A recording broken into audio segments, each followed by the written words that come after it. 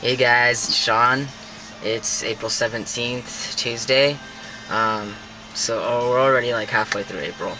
Um, so, uh, what can I share with you guys? I apologize first of all to FTM Kickstart and of course to the guys on my channel. Um, that watch my channel. um, just because. I have made videos, but I can't post them right now.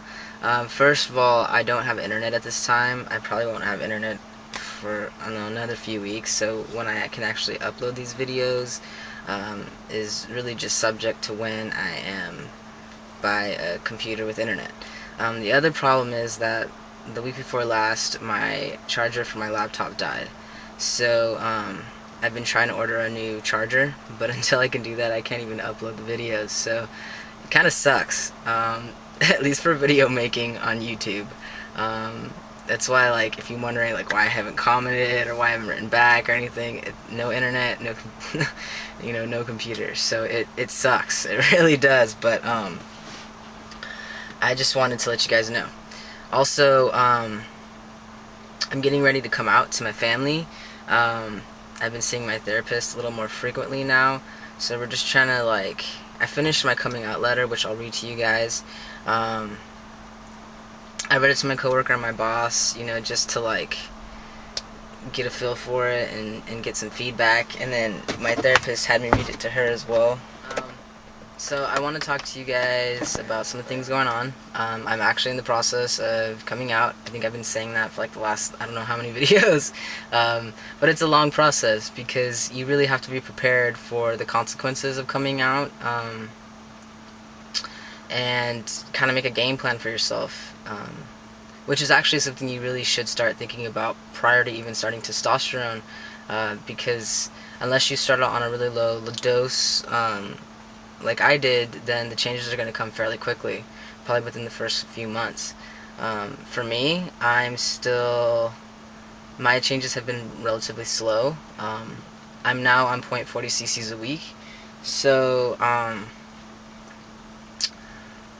my voice has gotten deeper. I think the hair is starting to come in thicker now.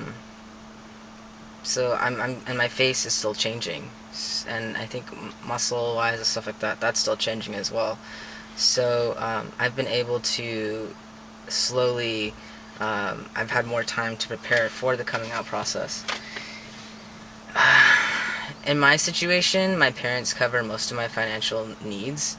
I take care of, like, my rent and food and clothes, and like everyday necessities. But my parents take care of, like, the major bills. They take care of my health insurance. I'm on my dad's health insurance. They take care of my phone bill. And they pay for the car insurance on my car.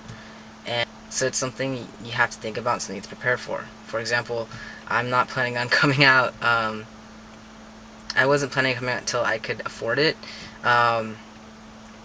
So I have been looking for a second job, and it just so happened that I'm able to go full-time here for the next couple months. And if that can't continue, then it gives me a little more time to find that second job so I can support myself. And if I had to, I probably wouldn't have upped my dosage if I knew that I wasn't going to be able to get a second job, because then I'd be really screwed financially. And I mean, it's already hard enough to afford, like, the basic things. I would just have to continue to live, like, walk a fine line, pass and not pass, pass and not pass.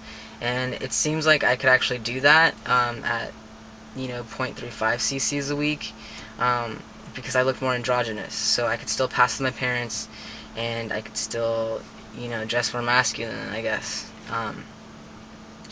So it's really one of those things where you have to make your own plan. I mean, that's what it comes down to. Plus, I never want to be in the situation where I can't afford my testosterone, or which I don't think would happen because it's so cheap for me. But if I ever had to be in the position where I really started to pass, you have to consider, in the future, well, how long do you want to keep binding? When do you need chest surgery? I think those kinds of expenses, as well as like getting your name changed, it's kind of like all things to consider. It all adds up. Um, so you want to be smart about it. I don't think you necessarily want to just dive in.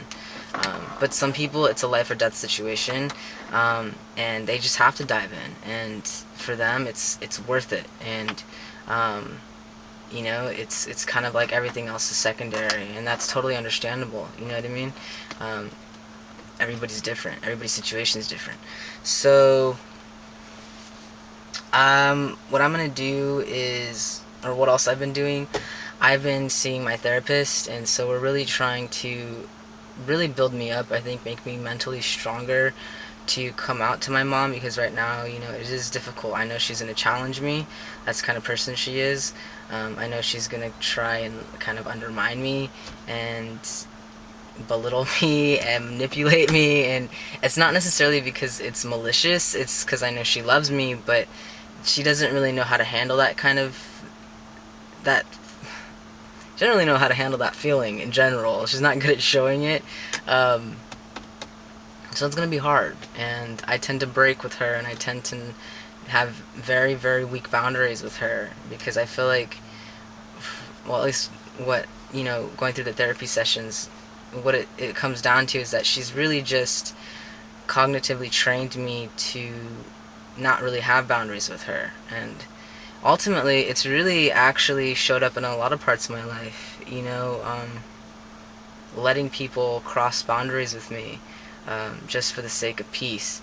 And it's really at my own expense. And I think I was really, really in heavy denial about that yesterday. And now, after arguing a little bit with my counselor, I'm kind of like, no, it's true. I have let people really just kind of overstep with me, and acting so nonchalant and casual about something that really makes me uncomfortable. Um, Part of it has to do with I don't want to be the person that has drama, and the other part has to do with the fact, like, I like peace. And a part of me really, really enjoys confrontation, but I really only like the kind of confrontation that I know I have control of, and like, don't we all? That I know, like, it's kind of, I don't know, it depends on my mood, I guess. And other times I don't like confrontation at all. I'm a very peaceful, passive person. Um, I'm a walking contradiction. I think we all are, to a degree. Um, so working on those things is tough. So I'm gonna go ahead and read to you guys my letter. This is gonna be to my whole family, and more than likely I'll mail it to them, because I feel like email might be a little too impersonal. So let me know what you guys think.